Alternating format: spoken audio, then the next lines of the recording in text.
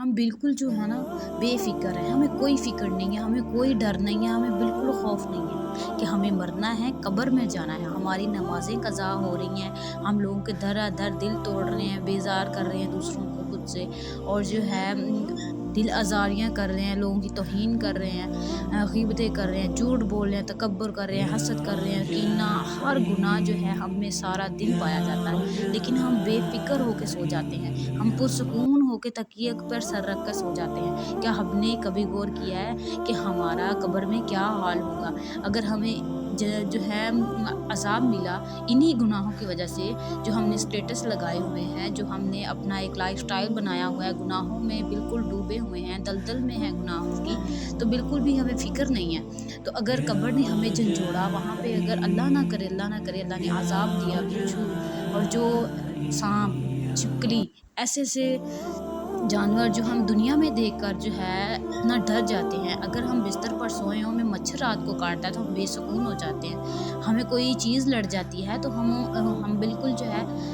खौफ़ज़दा हो जाते हैं। हम फ़ौरन से डॉक्टर के पास जाते हैं, हमें एलर्जी हो जाती है, हम उसके लिए मेडिसिन लेते हैं। लेकिन हमने कभी गौर किया है कि कब्र में हमारा क्या हाल होगा?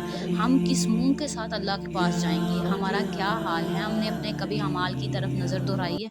बिल्कुल नहीं दौड़ाई। नमाज़ से बिल्कुल गाफ़िल हैं, और कुरान को हमने कभी खोला नहीं, आयात की हमें समझ नहीं आती, उसका हमें पता ही नहीं क्या कह रही है, पिछले कई हिस्से और कहानियाँ समझकर उसे ऊपर रख दिया और सवाब की नीयत से पढ़ लिया, जो 2-4 लफ़्ज़ पढ़ने थे बस, और दुनिया को खुद पर सवार कर लिया और उलझ गए इनमें। मेन मकसद क्या था? ये बोलकर जो नहीं मिला उस पर हमने रोना-धोना शुरू कर दिया।